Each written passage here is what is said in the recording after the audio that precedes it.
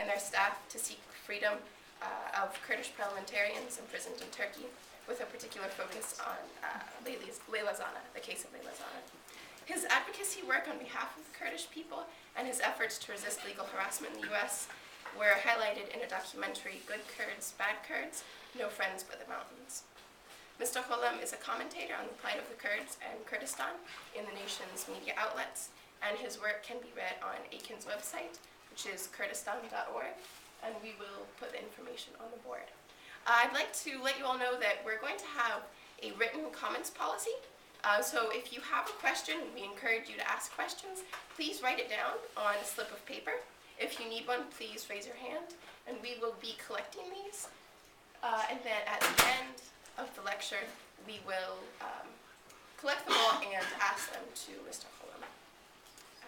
I was told that some of you have class at 3, so his lecture will be done before then, and then we'll have time for discussion. If you need to leave for class at around 3, that's fine, and we'll leave time for that before we begin discussion. So thank you so much, and please join me in welcoming Mr. Xulam.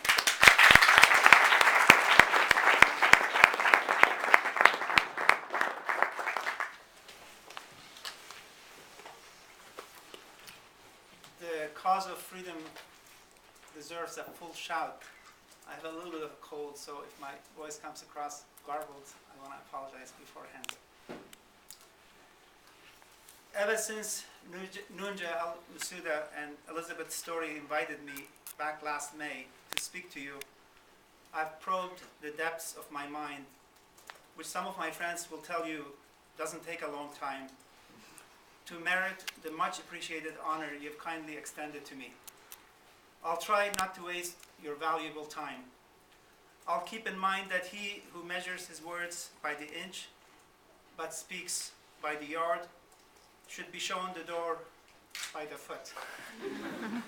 First, let me sincerely commend you for being Ohio's first state university, founded in 1804, a year after Ohio became a state, and 68 years before the founding of Ohio State University, which many people may think of first when Ohio universities are mentioned.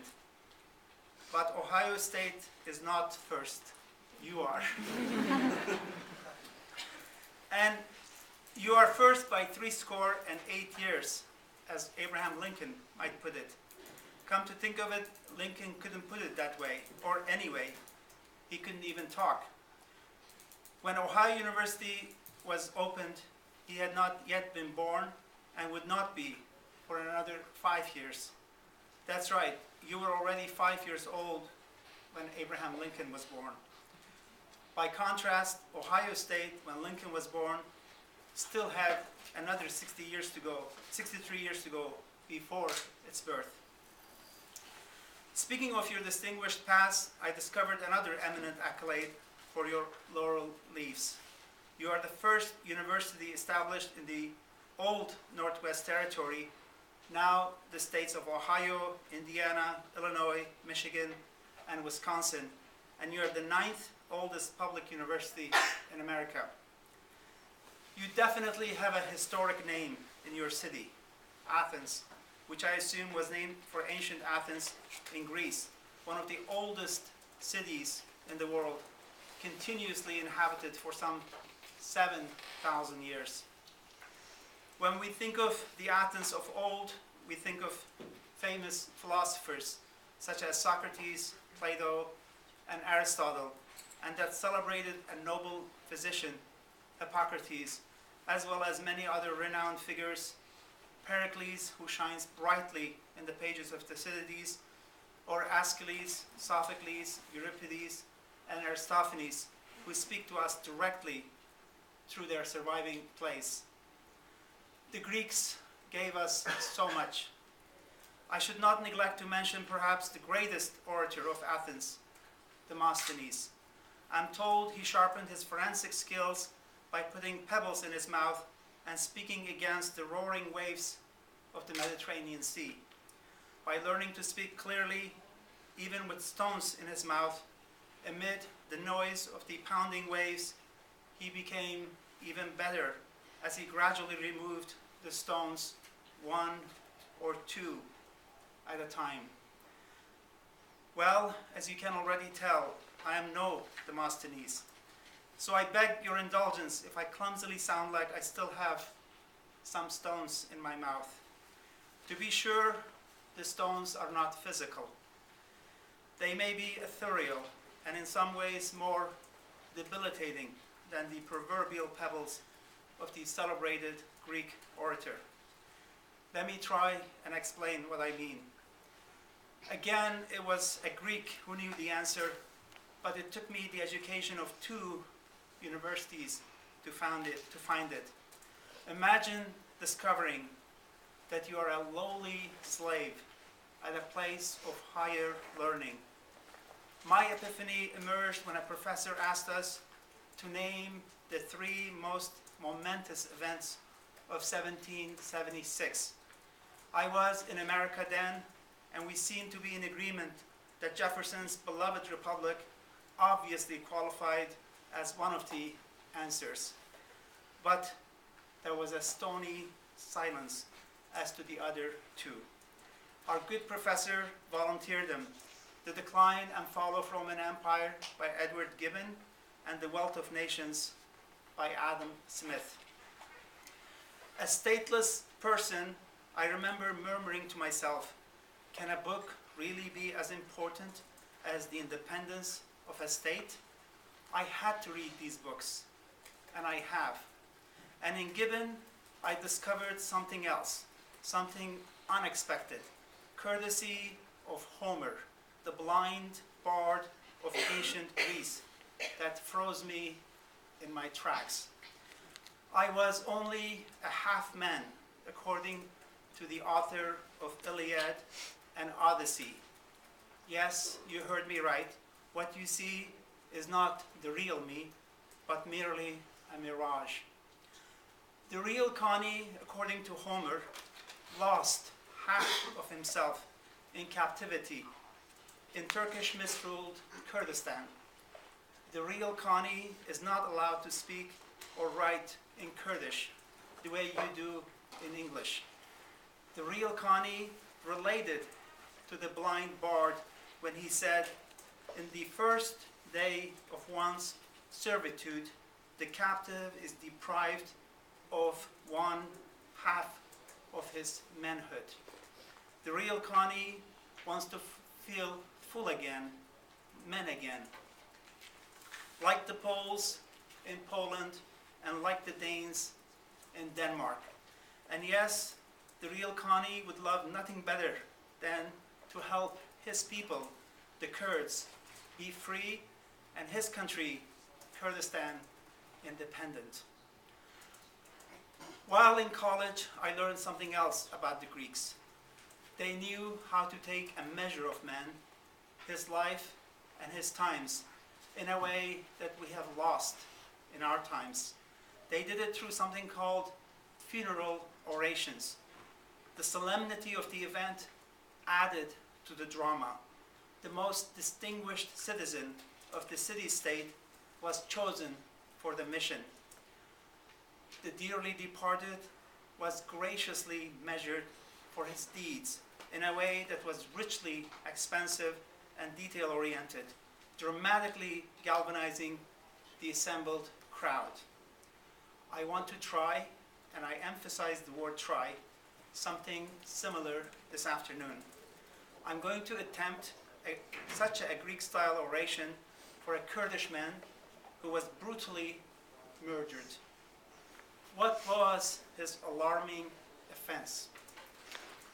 He got the silly idea of expanding the boundaries of freedom and liberty to all of God's cherished children. Worse yet, he told others about it. He was a beloved man of letters, and his death enraged all freedom-loving Kurds. Thousands rushed to the city of his death to pay him their last respects. But the Turkish government did not want and would not allow a Kurdish patriot to be honored, since Kurdish patriotism is akin to Turkish treason. Their gangster-like response was so unspeakably malicious, so outrageously hateful, and so incredibly shameful that I doubt if you can even imagine it. They viciously snatched his body from the hospital and cruelly dumped it in the dirt road of his village where he was born, as if he were a filthy bag of rotten potatoes. That's how the heartless Turks delivered their soulless funeral oration for this Kurdish patriot. But let's assume we can give him a heartfelt and soulful funeral oration that was his due, as free Greeks did in the golden age of Athens. Imagine that I could majestically wave Merlin's magic wand and whisk us in a time machine back to that serene Grecian era when Socrates walked leisurely in the magnificent shadow of Acropolis.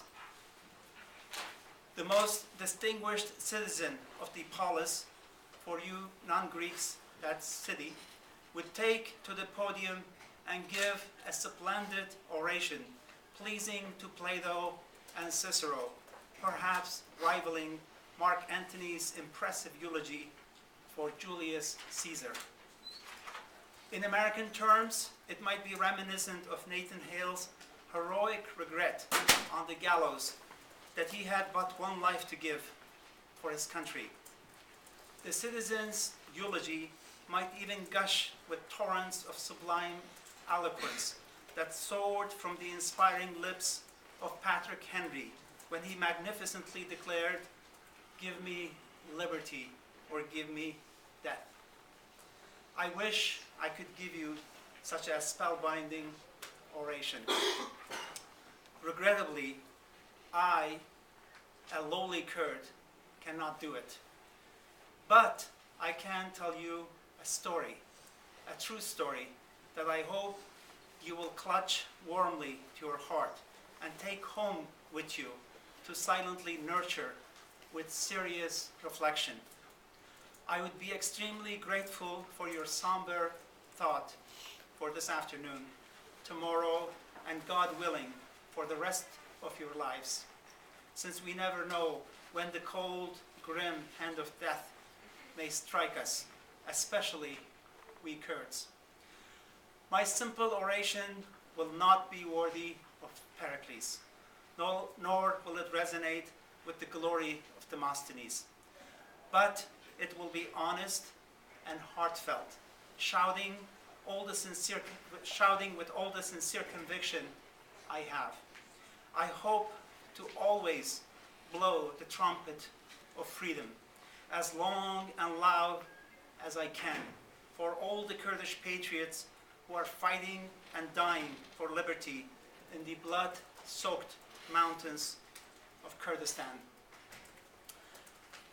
For if the trumpet gave an uncertain sound, the Apostle Paul reminds us in the 1 Corinthians 14:8, who shall prepare himself to the battle? I hope God gives me the courage and strength to perpetually give the daring trumpet for Kurdish freedom a certain sound, an imperishable sound, that I am always prepared to battle for Kurdistan's independence. God help me, I can do no less. I hope I can speak not just this afternoon, but always, not just for Kurds, but for all the oppressed people around the world. Someone is always needed to stand up for all the poor, downtrodden souls who have been unfairly beaten, bruised, and left to die along the highways and byways of injustice in our merciless globe. Isaiah heard the voice of the Lord saying, "Whom shall I send? Who will go for us?"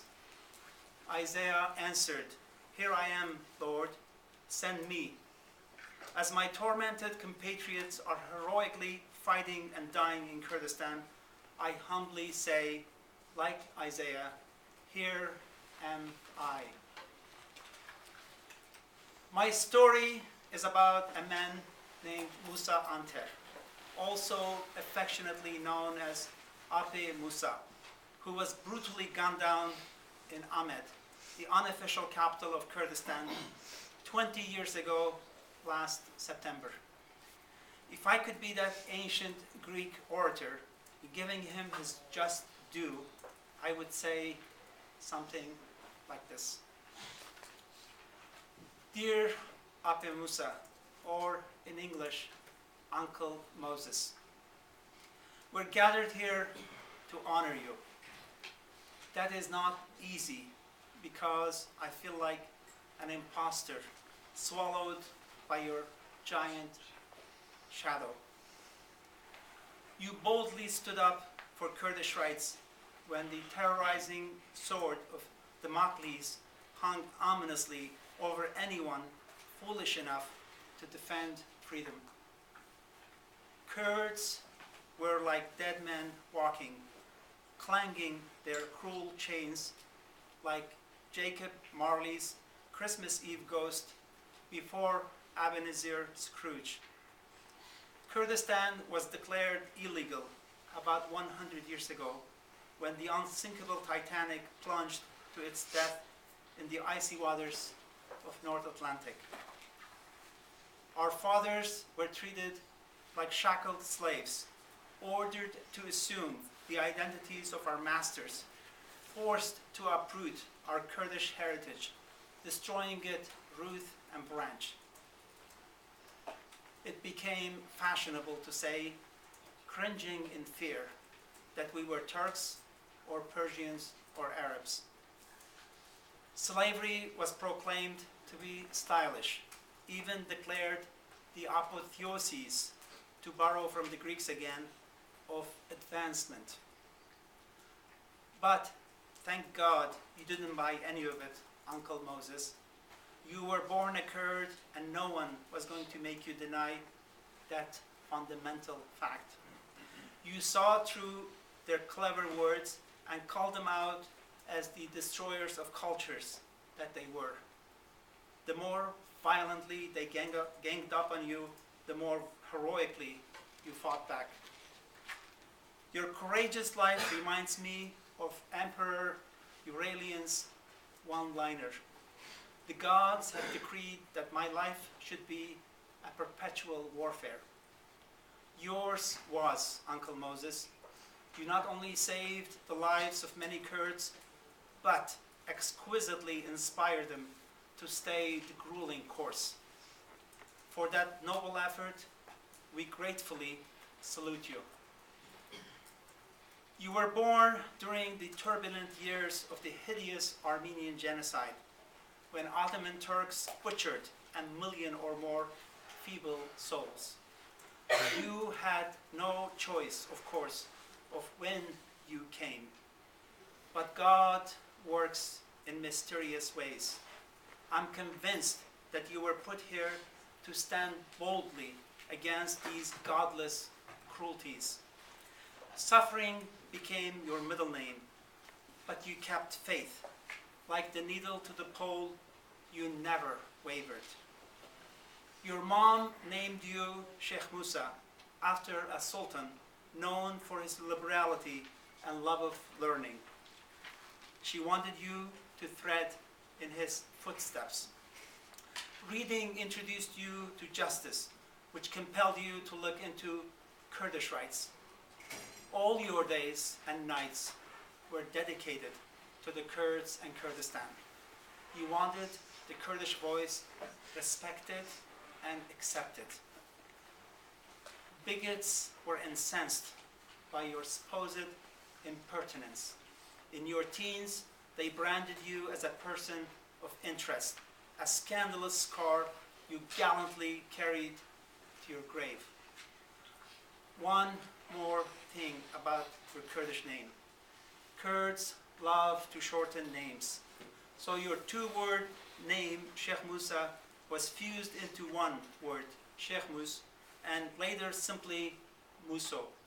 When your mom registered you at school, the Turks put you down as Musa, a derivative of Moses. Some Kurds who knew you well teased you as our rodless Moses. Sadly, like the Jewish prophet, you never entered the promised land. We lost you at Canaan's edge. But like Moses, you held on to the sacred trust with both hands. Armies did not scare you. You had something stronger than them, truth and justice. Lord Palmerston had seen it before you when he had observed, opinions are stronger than armies. If they are founded in truth and justice, they will prevail against the bayonets of infantry, the fire of artillery, and the charges of cavalry. Truth and justice were always your constant, unfailing lodestars. Unfortunately, they also painted perilous bull's-eye targets on your back. The Turkish bigots finally ambushed you at age 75.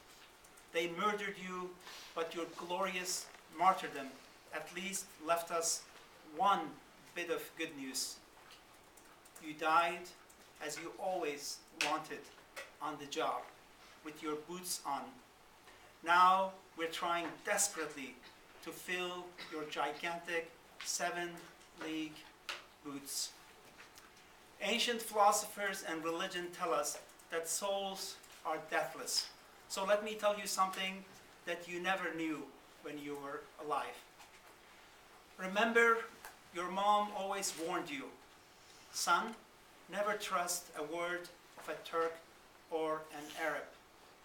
But what she didn't know, could never imagine, was that the Turks would deceitfully recruit a Kurd to kill you.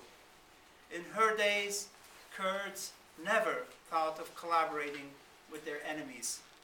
Now, some do. The Greeks knew it all along, as Aeschylus expressed it so graphically and poetically in his Libyan fable. It told of an eagle who, after being shot with an arrow, looked at the features of the shaft and said, "With our own feathers, not by others' hands, are we now smitten."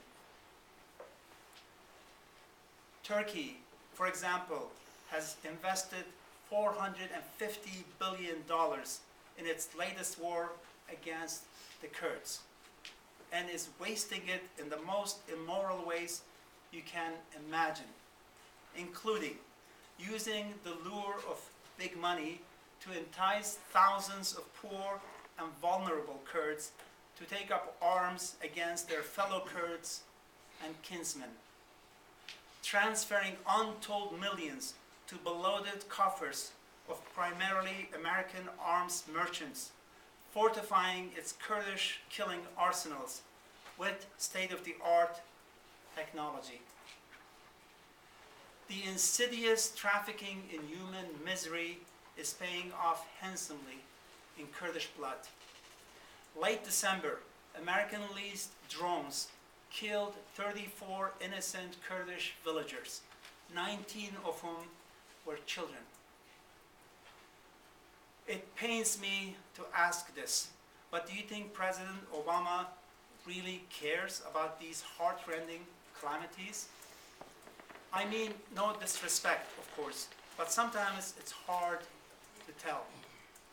I would like to believe that he does, at least more than the Turks do. Some of you may have volunteered for his campaign and may even have access to his personal email. You might want to shoot him an email with your impressions of American weapons being used to kill Kurds. You could also point out that a society that killed my Uncle Moses for promoting freedom is no different than the society that killed your beloved Uncle Tom beaten to death for gallantly refusing to betray the whereabouts of 2 escaped slaves. I spoke of deathless souls. Now let me move on to deathless men and women. While researching the civil rights movement of Black Americans in the 1960s, I looked for lessons to advance Kurdish freedom. I saw a cartoon about Dr. King's murder in 1968. A Chicago Sun-Times artist drew a picture of him beside Gandhi in heaven. The caption had Gandhi saying, "The odd thing about assassins, Dr. King, is that they think they have killed you." Gandhi was right. Dr. King did become immortal. So did you, Uncle Moses, 24 years later on a September evening in 1992, when your consecrated presence graced the balconies of heaven with the world's immortals. I wonder who welcomed you into heaven. Knowing your love of literature, I hope it was Mark Twain or John Steinbeck.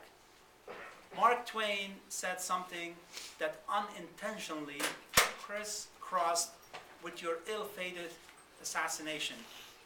The only distinctly criminal class in America, the eminent humorist said, is Congress. Twain was, of course, speaking tongue-in-cheek, as he so often did, such as when he said, "Suppose you were an idiot, and suppose you were a member of Congress, but I repeat myself." All joking aside, it is deadly serious in Turkey, where a member of that truly criminal ruling class treacherously recruited your murderous assassin. But your tragic death has spawned a remarkable resurrection, a cherished silver lining for all Kurdish patriots. Your books now grace their library shelves. When I pick up one, I think of another renowned resurrection. "He that believeth in me, though he were dead, yet shall he live." Yes, you still live, Uncle Moses, through your wonderful books. And when the lands of our fathers and mothers become ours again, our teens will study you the way Americans do Mark Twain. Let me at this time read a moving passage from your memoirs. It summarizes 89 years of abuse in the hands of Turks and Turkey like nothing ever has. I'm quoting now. "It is a custom in medical science to do biopsies for the sake of curing patients. Think of me as someone who was taken from the Kurds as a sample. Pathologists work on tissue and issue their reports accordingly.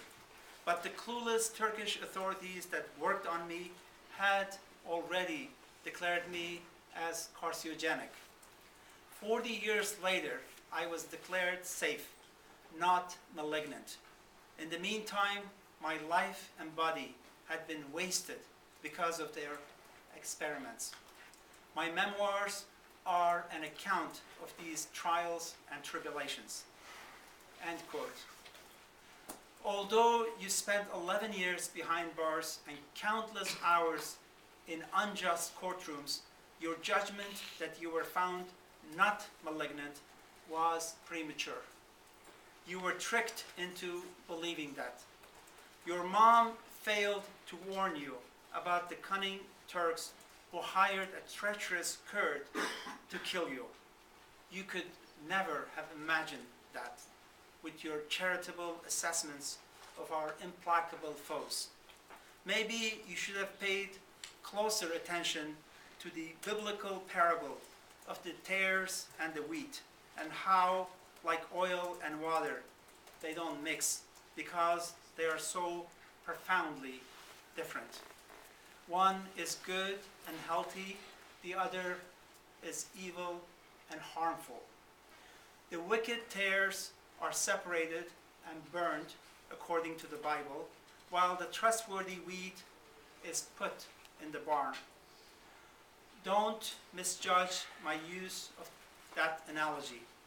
I'm not advocating burning all Turkish tares, even those who murder us. But I will say this, Uncle Moses, now that you are safely in the heavenly barn, I hope at least that evil tare who killed you will taste the scorching flames of hellfire. While you remained on earth, despite the enormous limitations you suffered, you never ceased to expand the boundaries of freedom and liberty. I am enormously awed by your courageous record.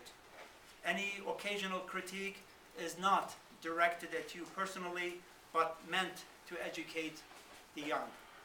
Besides, as Catherine the Great said, I praise loudly, I condemn softly. One of my softies is about your use of the words malignant tumor, the accusation that the Turks leveled at you throughout your life. Did you ever read late Susan Sontag? Her tart tongue knew how to define the destroyers of humanity. Had she been a Kurd, she would have said of our foes, Turkey is the frightening cancer of the Kurds. The difference between you and her is that you grew up in captivity and felt compelled to defend yourself. She grew up in freedom and used her liberty to offend those who flaunted such a godless and lawless contempt for our common humanity. In your memoirs, you talked glowingly of Bedrkhans, who were exiled to Crete for fighting the Ottomans in the 1840s. In the interest of full disclosure, the Bedrkhans, although known as patriots in Kurdish history, actually did some things that were, well, less than splendid. Crete, at that time, although essentially Greek, was occupied by the Ottoman Turks. In 1850s, the natives rose up against the Turkish tyranny. Our Kurds, in hopes of ending their exile, sided with the Turks and crushed the Greek rebellion. That was a big mistake. The cause of freedom is not some fleeting infatuation, some momentary high school crush, or some short-lived delight to giggle over at the soda fountain and then forget about. No, sirree. The universal, worldwide, and never-ending cause of freedom, if it is to survive and flourish, must be an undying passion that burns with unquenchable fire in the heart and soul of its disciples. Your craving for freedom, Uncle Moses, triggered many, many brushes with the law. Time does not permit me to go into all of them, but one of the worst was when you were held in solitary confinement for 195 days at a prison in Istanbul. For 5 months, you were not allowed to shower. Sunlight never entered your cell. Food was scarce. Lice were not. Open sewage flowed freely thereby. I'm sure magnets were never far away. Death danced in the air, brazenly hovering at your forsaken door.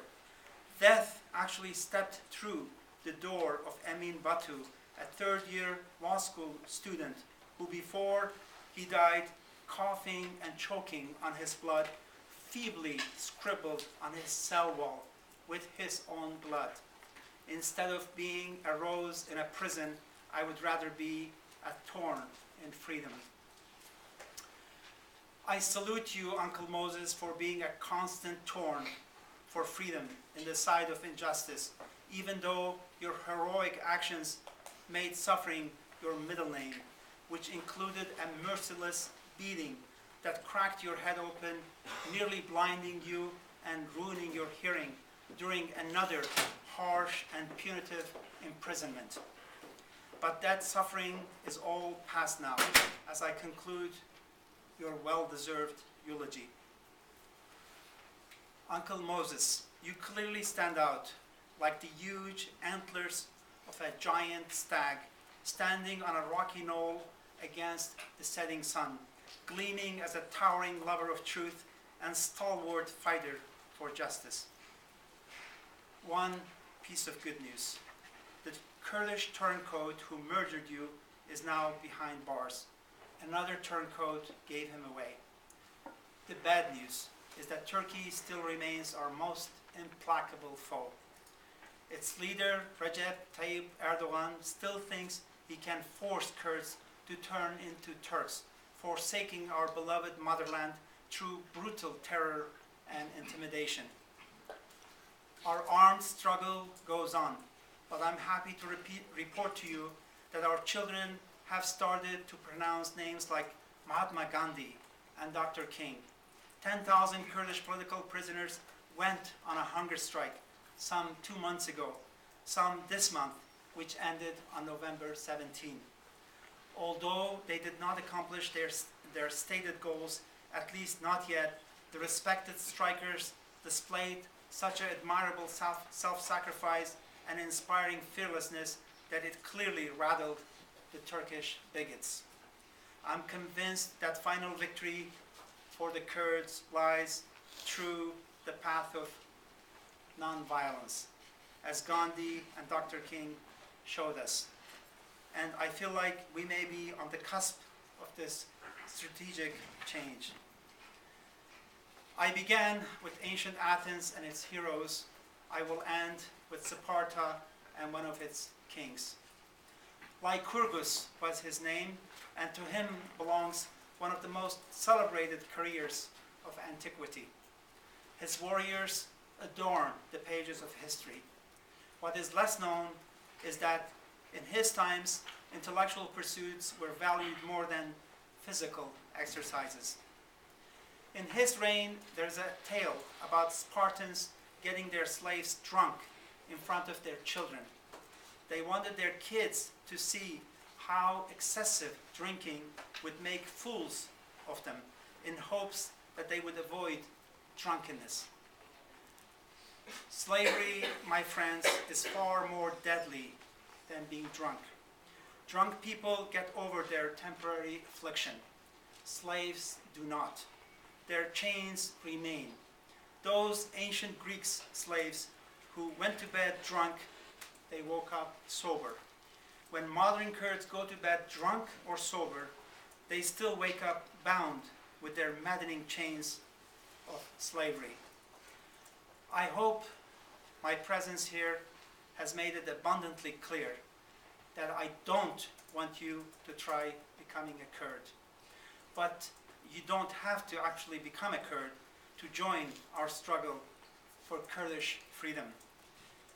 Many of your Ohio ancestors who were not black eagerly joined the young anti-slavery movement to help eliminate the dark scourge of black slavery from America's past.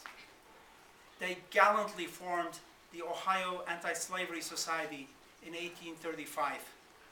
They fearlessly risked prosecution and personal harm by opening secret stops on the Underground Railroad, which aided runaway slaves. Within a year, the society had mushroomed from 20 chapters to 120, with some 10,000 members throughout the state. Its founders were mainly from nearby Oberlin College, which in 1835 became the first American college to regularly admit black students, something almost unheard of in those days. It would not be unheard of today, however, if a group of students here at the Ohio University, blacks, whites, Orientals, Hispanics, everyone, showed the same boldness of your Ohio forebears and formed a new Kurdish Freedom Society working to free the enslaved Kurds. That would be music to my ears, a splendid Beethoven symphony proclaiming humanity's undying struggle against tyranny.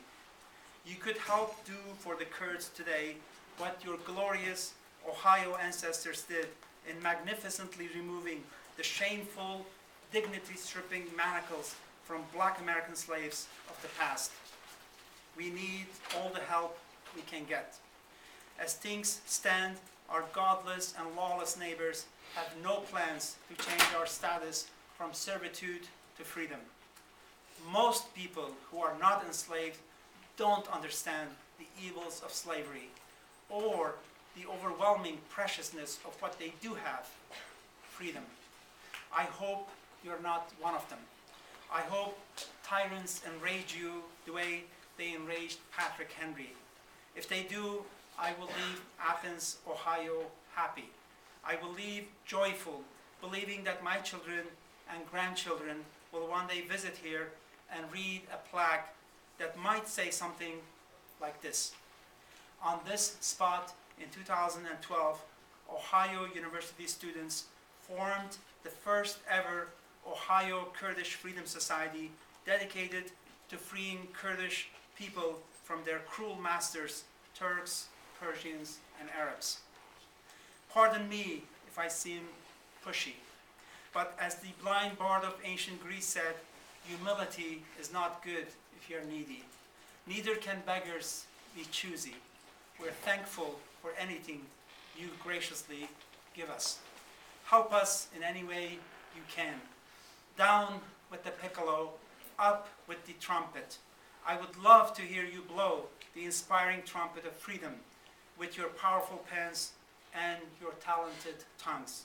We Kurds will be eternally grateful if you could extend to us in the hallowed words of your blessed founding fathers in their historic Declaration of Independence, your fortunes and your sacred honor. But let me hasten to add, we will be content with only a small part of your fortune and all the sacred honor you wish to give. With your help, we can make the world safe for the likes of Uncle Moses, or as we say it in Kurdish, Ape Musa. And let's do all we possibly can to make it uncomfortable for those who wallow in bigotry.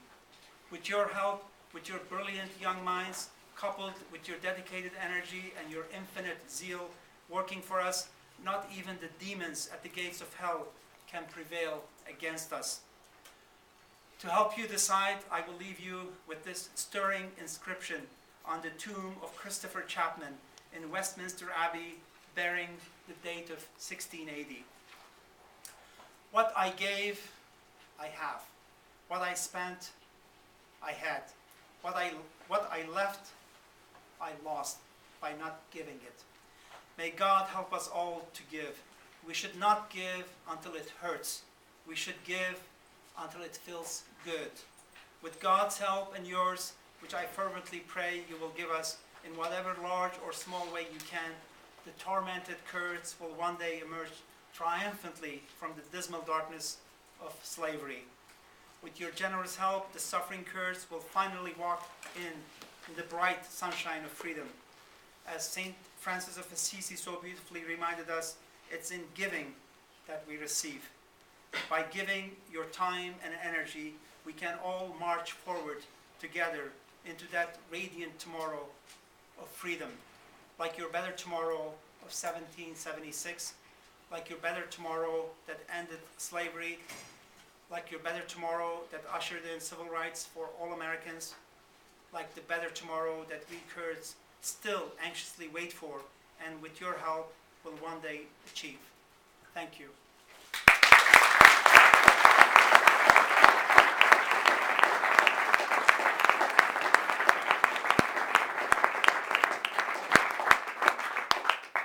So at this point, we are going to turn to discussion and question and answers.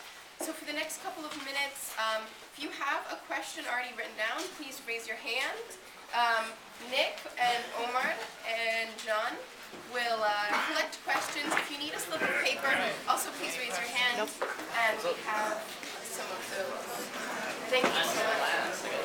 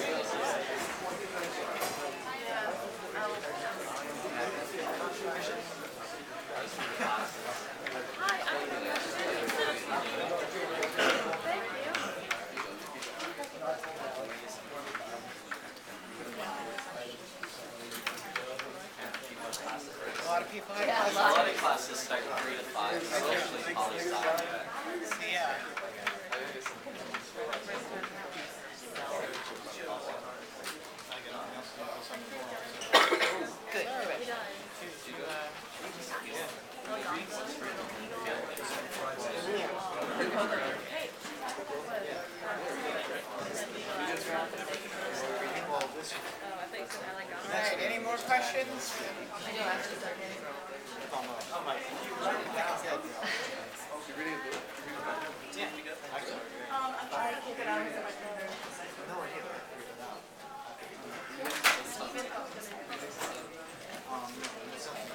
have any other questions at this point?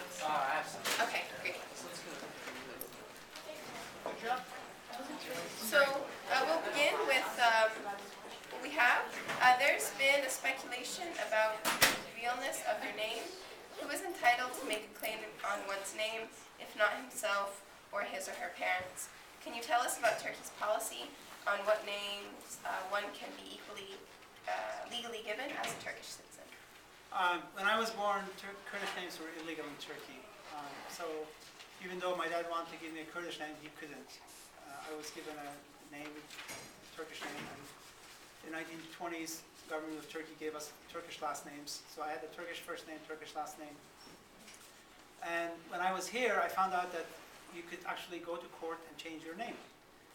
And so my dad couldn't give me a Kurdish name. I decided to name myself.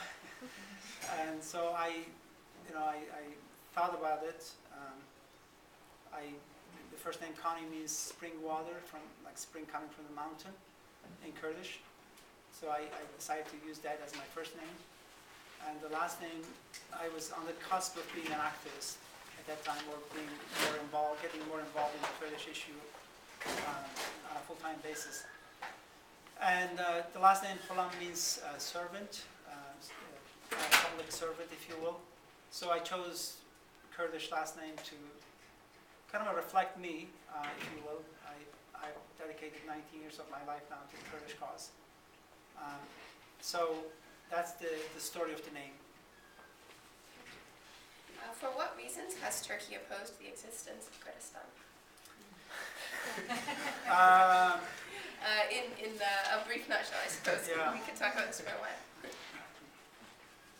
I mean, Gandhi once said, the world has enough for our needs. It doesn't have enough for our greed.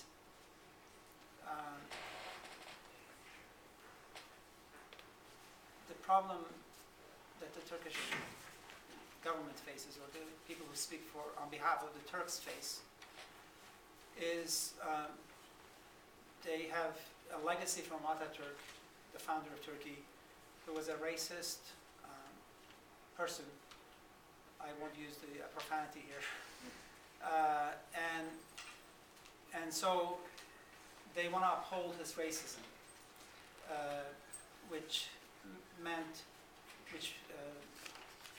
basically negates the very presence of the Kurds in Turkey.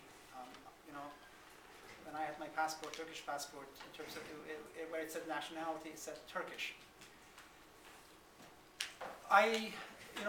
It's not that I hate Turks, or it's not that I don't like Turks, none of that. If God created me a Turk, or a French, or an Arab, no problem. I would have accepted my identity. Our sex, our parents, our nationality are given to us. We don't choose those. And so I was born a Kurd, and I wanted to remain true to myself and to my people and to my culture and to my heritage. And but it's illegal in Turkey to be a Kurdish patriot. It actually means Turkish treason. Imagine 20 million in a country of 74 million who are viewed as traitors. Mind you, if you don't advocate on behalf of the Kurds, or if you don't want to hold on to your heritage, life is fine in Turkey. You could be a baker, you could be a carpenter, you could be a tailor. The moment you want to be a politician, and the moment you want to be a votary of truth, or a disciple of truth, of justice, then you're in trouble. This man was murdered because of his love of truth, because of his love of justice, because he wanted to remain true to himself. So some are not murdered because they cringe in fear, if you will. They say what the government tells them to say, and that's a police state. That's a totalitarian state system, and that needs to go. People should be able to say they're Kurds. They should be able to sing in Kurdish. They should be able to sing in Turkish. They should be able to say they're Turks. No one should be, forced to assume somebody else's identity. In religion, for example, we invite people to become Christians or we invite people to become Muslims. People change faith. That's fine, and some people change their nationalities too. That's fine too. People come here, but if people want to hold on to it, it shouldn't be illegal. 35 to 40 million Kurds in the Middle East shouldn't be illegal. That's the. So it's basically to summarize it. There are two problems. One is greed, and one is racism. The idea that I am better than you. The idea that my culture is better than yours. The idea that God has given me the right to rule over you. God has given me the right to change your identity. God has given me the right to tell you to become a Turk or an Arab or a Persian. That is at the root of the problem. I think I very much like this question. Have there been any significant efforts to spread philosophical nonviolence throughout Middle Eastern liberation efforts? Yeah, that question is a good one. Middle East is saturated with violence, and I say this with a heavy heart. There's a culture of domination. There's a culture of violence. There's a culture of worshipping gun, if you will. And so people like Mahatma Gandhi, people like Dr. King, even if the desire was there, they've been isolated. They've been dismissed as utopianists. So they haven't really been able to give roots. They haven't been able to have mass following, if you will. I think Middle East needs that. I think you don't decrease pain and suffering in the world by adding to it. You decrease pain and suffering by subtracting to it. So, turning the other cheek the way Jesus did, or not becoming part of violence the way Gandhi wanted to do, putting up with all kinds of racist slur the way Dr. King did. When he was murdered, there was an autopsy done on his body. The doctors found out that his heart was almost like the heart of a 70-year-old, 80-year-old man, even though he died, I think, in his 30s. Dr. King was. And so much pressure on him. Every time he wanted to fly from Atlanta to, let's say, Nashville, people would call, there's a bomb on the plane. So the whole plane was emptied, and King couldn't fly just because he was flying there. So that level of intolerance, it was wrong here. Now we know. Now we study it as Americans. It's wrong in Turkey. It shouldn't be tolerated. It shouldn't be allowed. But U.S. government does nothing. U.S. government basically says Turkey is free to do whatever it wants to do within its borders. I personally think Turkey, if it was named as a violator of basic human rights and shamed as a violator of basic human rights, it would act better. South Africa didn't become a better country by itself. In 1964, Olympics where South Africa was kicked out of the International Olympics. Throughout the 70s, 80s, when I was in college, South African goods could not be sold in America. People couldn't export to South Africa. That isolation eventually paved the way for a better South Africa that we have today. And we could have a better Turkey too, if enough of us, if enough of you join this struggle and say, I will not let a culture to perish on my watch when I'm alive. I don't want that, part of my tombstone, if you will, my times, if you will. So that's why help is needed. That's why, thanks to you for having me be here and talk to you guys. We need to decrease the level of violence in the Middle East. We need to improve the level of tolerance in the Middle East. We need to improve the level of understanding, level of compassion, level of forgiveness, level of truth, level of honesty. Those are the things that will lead us to a better tomorrow. Nothing else will. What is Persia/Iran's attitude toward Kurds? Persian and Kurdish are related. Kurdish is part of the Indo-European language family. the differences between Kurdish and Arabic, for example, are like the differences between Japanese and English. You know, there are two different languages, one Semitic, one Indo-European. Whereas Persian and Kurdish are related.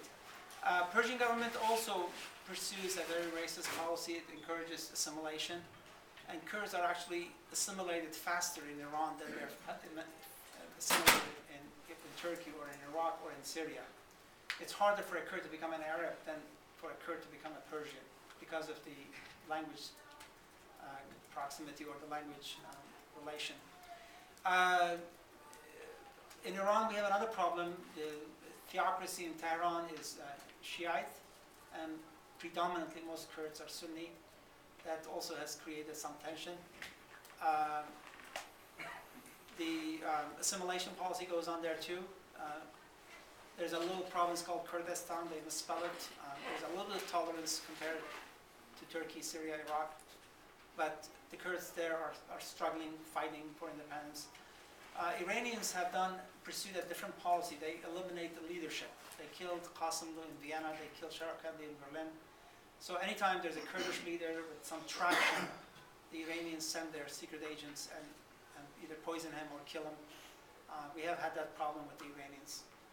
But overall, the desire for freedom, the thirst for human dignity is as strong in Iranian Kurdistan as it is in Iraqi Kurdistan, as it is in Turkish Kurdistan. Do we have more questions?